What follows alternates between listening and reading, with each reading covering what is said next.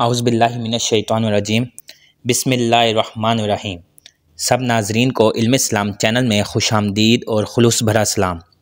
मेरे प्यारे अज़ीज़ दोस्तों, इन वीडियोस की तैयारी और एडिटिंग में इंतहाई एहतियात की जाती है। फिर भी इंसान होने के नाते किसी आयत का तर्जमा या किसी हदीस का तर्जमा गलत हो जाए तो मैं अल्लाह ताला से माफ़ी का तलबगार हूँ। नाजरीन से गुजारिश है कि अगर कोई गलती सामने आए तो कमेंट्स में मुतला फरमाएँ। नाजरीन, वो कौन सा फलाही अदारा है जो इंसानियत के लिए मज़हब से बालातर सोच रखने वाला है? आज दुनिया की सबसे बड़ी रज़ाकार एम्बुलेंस सर्विस कौन सी है, जिसे Guinness book of world record में भी शामिल किया गया है? वो कौन था जिसके लिए ना कोई मुसलमान, ना हिंदू, ना ईसाई, सिर्फ इंसान अहम था? किसको पाकिस्तान में बेसहारा बच्चों का बाप कहा जाता है? हम आपको आज इस वीडियो में बताएंगे। वीडियो को आखिर तक ज़रूर सुनिएगा। मेरे प्यारे नाजरीन, दुनिया में कुछ लोग ऐसे होते हैं जो अपनी ज़ात को मिटाकर दूसरों के लिए जीते हैं। ऐसे लोग कौमों के मोहसिन होते हैं, इंसानियत के नकीब होते हैं। पाकिस्तान की सरज़मीन पर एक ऐसा ही दरवेश सिर्फ इंसान पैदा हुआ जिसने सारी ज़िंदगी गरीबों, यतीमों, लावारसों, बीमारों, बूढ़ों, माजूरों और बेसहारा लोगों की खिदमत में गुजार दी। इस अजीम इंसान का नाम अब्दुल सत्तार ईदी था। ईदी सिर्फ एक नाम नहीं बल्कि एक नज़रिया था, एक तहरीक थी, एक जज्बा था, इंसानियत का जज्बा।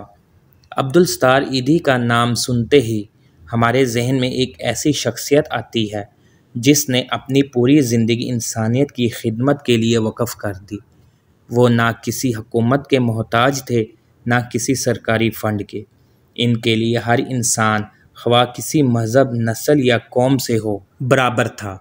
इनकी इंसानियत से मोहब्बत सिर्फ अल्फाज की हद तक नहीं बल्कि अमली तौर पर दुनिया के सामने एक मिसाल थी। ये मज़मून अब्दुल सत्तार ईदी की शख्सियत, इनके कारनामे, खिदमात, कुर्बानियाँ और इनकी इंसान दोस्त सोच को खिराज तहसीन पेश करता है। अब्दुल सत्तार ईदी 1 जनवरी 1928 ईस्वी को भारतीय रियासत गुजरात के शहर बांटवा में पैदा हुए। इनका ताल्लुक़ एक मुतवस्सत गुजराती मुस्लिम ताजिर ख़ानदान से था। इनकी वालदा एक रहम दिल खातून थी जो गरीबों की मदद किया करती थी और ईदी साहब का ये जज्बा इन्हीं से वर्से में मिला। इनकी वालदा ने उन्हें बचपन ही से दूसरों की खिदमत का सबक दिया। जब ईदी सिर्फ 11 साल के थे, इनकी वालदा फालिज का शिकार हो गई। इस वक्त से लेकर कई सालों तक ईदी ने अपनी मां की खुद तीमारदारी की। ये तजर्बा इनके अंदर मौजूद इंसानी दोस्तों के जज्बे को जला बख्शता रहा है। 1947 ईस्वी में क़याम पाकिस्तान के बाद वो अपने ख़ानदान के हमरा कराची हिजरत कर आए। कराची आकर उन्होंने पहले एक छोटे पैमाने पर मेडिकल स्टोर पर काम किया, फिर अपनी जमा पूंजी से एक छोटी सी डिस्पेंसरी कायम की। यहाँ से इनकी फलाही सरगर्मियों का बाकायदा आगाज़ हुआ। उन्होंने महसूस किया कि पाकिस्तान में रियासती सतह पर गरीब और नादार अफराद के लिए कुछ भी मौजूद नहीं, ना इलाज की सहूलत, ना खुराक, ना पनाहगाह। इस खला को पूरा करने के लिए उन्होंने ईदी फाउंडेशन की बुनियाद रखी, जिसका नस्बुल ऐन सादा सा था, इंसानियत की खिदमत। 1951 ईस्वी में ईदी फाउंडेशन कायम हुई। शुरू में इनके पास ना वसाइल थे, ना अमला, ना दफ्तर। वो खुद सड़कों पर बैठकर चंदा जमा करते थे, एम्बुलेंस चलाते थे, मरीज़ों को हस्पताल ले जाते थे, लावारिस मैतों को दफनाते थे। इनका नज़रिया था कि कोई काम छोटा या बड़ा नहीं होता, असल चीज़ खलूसी नीयत है। ईदी फाउंडेशन ने बाद अज़ा पाकिस्तान की सबसे बड़ी निजी फलाही तंजीम का रूप धार लिया। इस तंजीम के तहत मुल्क भर में 300 से ज़ायद मराकज़, 1800 से ज़ायद एम्बुलेंसेस, लावारिस बच्चों के लिए घरों, औरतों की पनाहगाहों, ज़हनों मरीज़ों की देखभाल, लावारिस मैतों की तदफीन और कई दीगर खिदमात मुहैया की गई। ईदी फाउंडेशन की सबसे मारूफ और नुमाया खिदमत इसकी एम्बुलेंस सर्विस है, जो आज भी पाकिस्तान की सबसे बड़ी और दुनिया की एक बड़ी फ्री एम्बुलेंस सर्विस मानी जाती है। ईदी साहब खुद एम्बुलेंस चलाते और लाशें उठाते थे। वो हर इस जगह पहुँचे जहाँ कोई हादसा या कुदरती आफत होती। इनका मानना था कि अगर इंसान तकलीफ़ में हो तो इसके पास सबसे पहले पहुंचना मेरा फ़र्ज़ है। ईदी साहब ने पाकिस्तान में वो काम किया जो हुकूमतें भी ना कर सकी। उन्होंने यतीम और लावारिस बच्चों के लिए शेल्टर होम्स बनाए, जहां उन्हें खुराक, तालीम, तरबियत और प्यार मिला। उन्होंने औरतों के लिए अलग पनाहगाहें कायम की, जो घरेलू तशद्दुद या दीगर मज़ालिम का शिकार होती थीं।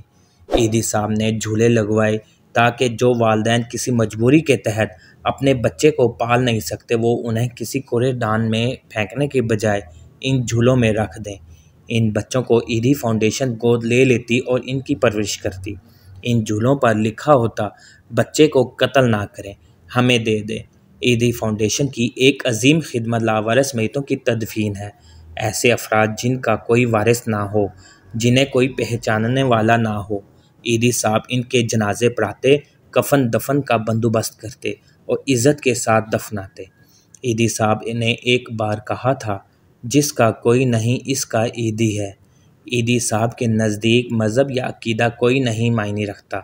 जब कोई बात इंसान की ज़िंदगी की हो, वो हिंदू, ईसाई, सिख या दीगर अक़लीतों के भी इतने ही मददगार थे जितना किसी मुसलमान के। वो सब को बराबर समझते थे। एक बार उन्होंने कहा, इंसानियत सबसे बड़ा मज़हब है।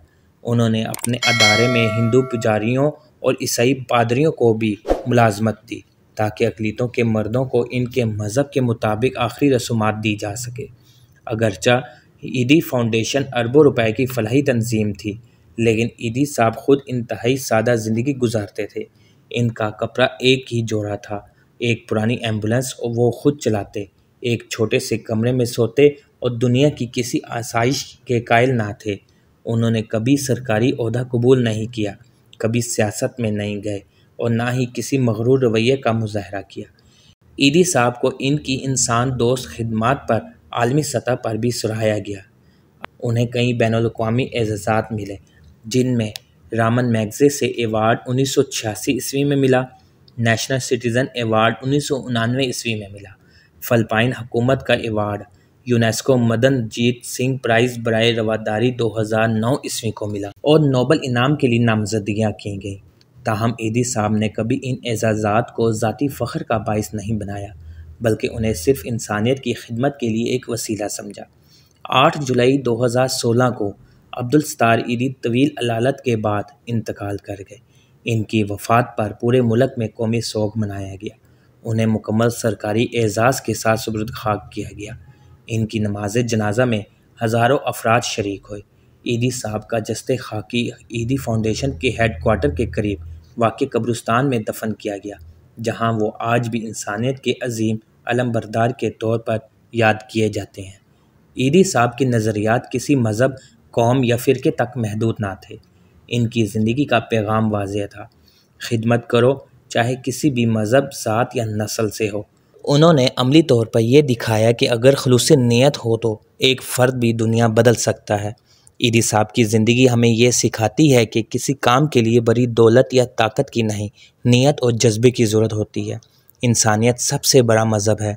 अगर हर शख्स अपने इर्द गिर्द के चंद लोगों की मदद करे तो दुनिया में कोई भूखा, बेघर या बेसहारा ना रहे। नाज़रीन, अब्दुल सत्तार ईदी का नाम आज भी इंसानियत, खलूस, कुर्बानी और ख़िदमत की अलामत है। उन्होंने ना सिर्फ पाकिस्तान बल्कि पूरी दुनिया को बताया कि हकीकी कामयाबी इंसानों की खिदमत में है। इनकी ज़िंदगी एक मशले राह है, एक ऐसी रोशनी जो अंधेरों को चीर कर इंसानियत के चिराग जलाती है। हम सब पर फ़र्ज़ है कि हम इनके मिशन को जारी रखें, अपने हिस्से की शम्मा जलाएं और दुनिया को एक बेहतर जगह बनाने की कोशिश करें। अज़ीज़ दोस्तों, उम्मीद करता हूं कि वीडियो आप दोस्तों को पसंद आई होगी। वीडियो पसंद आ जाए तो लाइक और शेयर ज़रूर कर दीजिएगा और आने वाली नई वीडियोज़ के लिए हमारे चैनल को सब्सक्राइब कर दें और साथ में घंटी के बटन को ज़रूर दबा दें ताकि हमारी नई आने वाली वीडियोज़ सबसे पहले आप तक पहुँचे। अल्लाह हाफिज़।